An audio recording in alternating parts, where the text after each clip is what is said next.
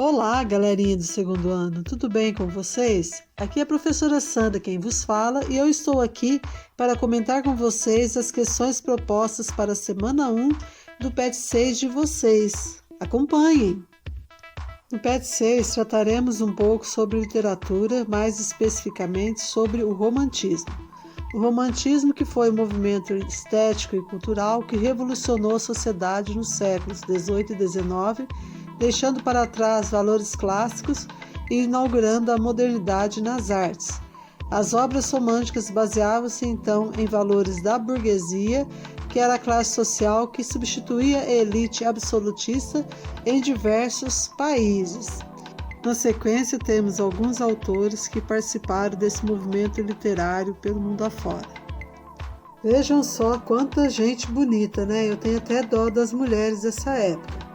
O romantismo é um dos maiores movimentos de arte do século XVIII e XIX.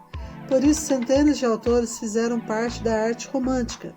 É possível destacar dentre eles os escritores Goethe, da Alemanha, Lord Byron, da Inglaterra, Camilo Castelo Branco e Almeida Garrett, de Portugal, Victor Hugo, da França, Gonçalves Dias, Álvares de Azevedo, Castro Alves e José de Alencar, do Brasil.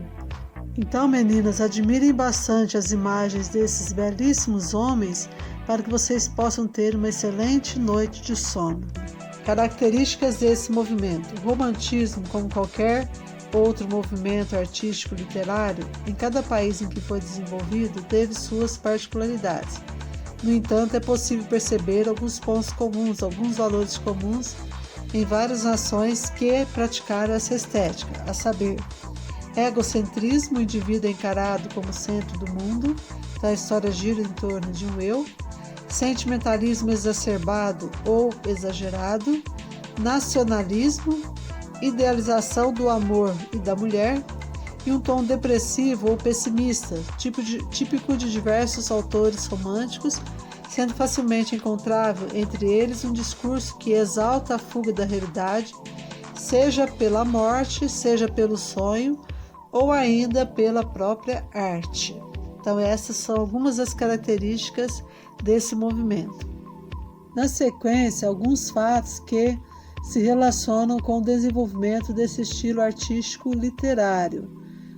Revolução Francesa, 1789 a 1799, invasão de Portugal pelas tropas de Napoleão Bonaparte em 1807, chegada da família real ao Brasil, 1808, independência do Brasil, 1822. Vejamos resumidamente como se deu o romantismo no Brasil. O movimento romântico brasileiro teve como marco inicial a publicação do livro Suspiros Poéticos e Saudades, de Gonçalves de Magalhães, em 1836. Na poesia é possível identificar ao menos 3 gerações do romantismo brasileiro: os indianistas, os ultrarromânticos e os condoreiros. E na prosa, José de Alencar foi o principal escritor, e suas obras retratam a sociedade brasileira nos seus ambientes urbanos, rurais ou ainda mitológicos, como no caso dos romances Iracema e o Guarani, que buscam descrever o mito da criação do povo brasileiro enquanto mistura entre índios e europeus. Dentre as 3 gerações do romantismo no Brasil, falaremos um pouquinho sobre o indianismo, que foi uma das formas mais representativas do nacionalismo literário no Brasil. Os escritores procuravam retratar o índio do início da colonização e o mostravam como símbolo da pureza e inocência, representando o indivíduo ainda não corrompido pela sociedade. Os índios eram retratados como semelhantes aos heróis medievais, que eram fortes e éticos. Na sequência, temos algumas obras que foram escritas nesse período.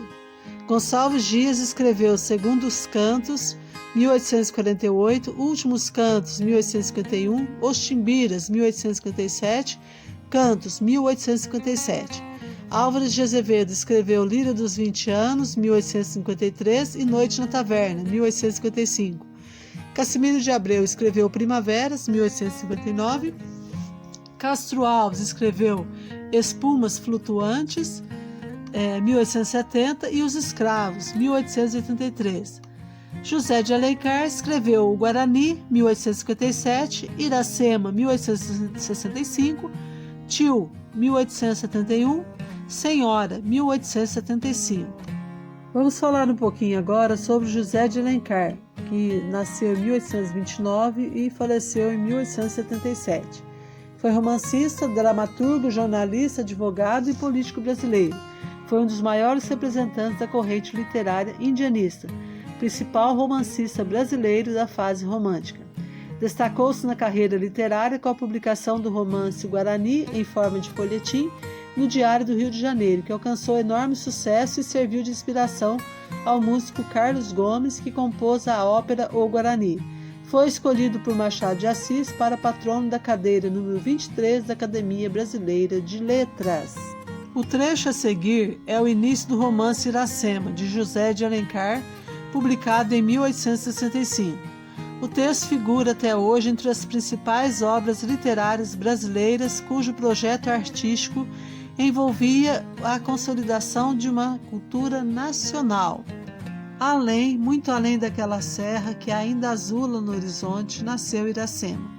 Iracema, a virgem dos lábios de mel, que tinha os cabelos mais negros que a asa da graúna e mais longos que seu talhe de palmeira. O favo da jati não era doce como seu sorriso, nem a baunilha recendia no bosque como seu hálito perfumado.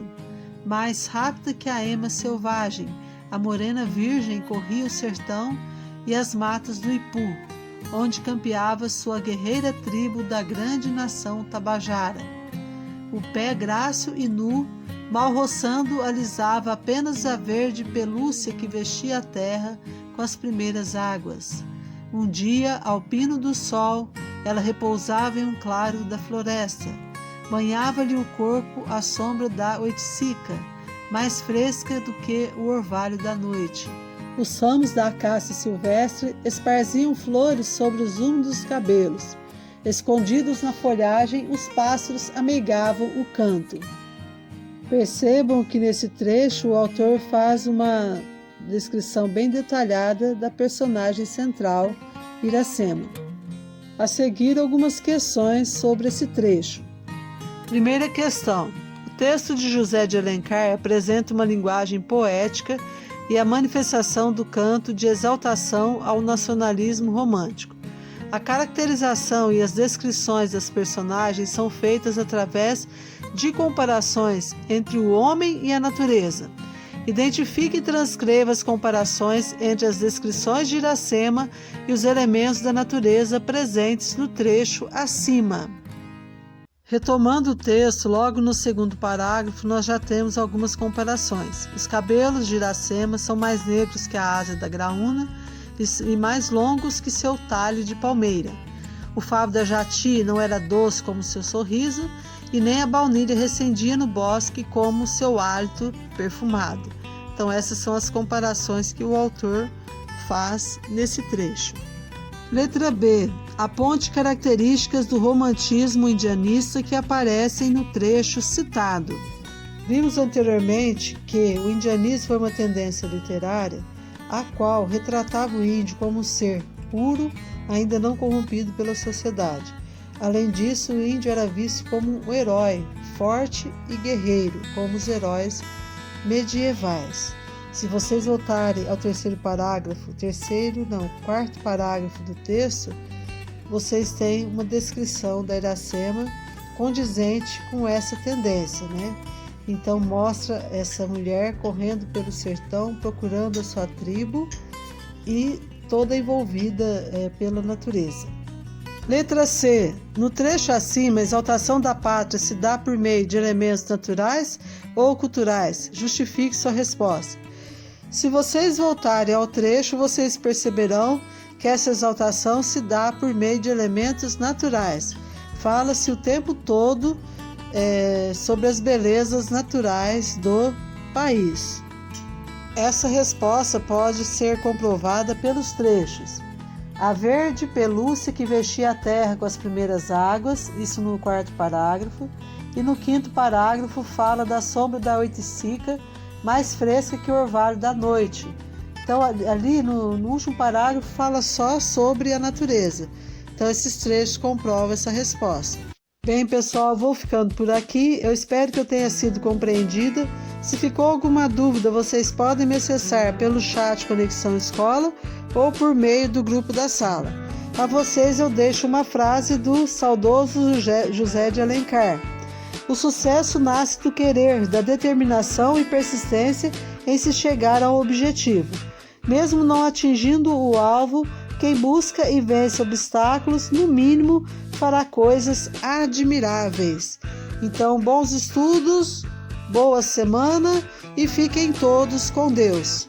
Um abraço e até o próximo vídeo.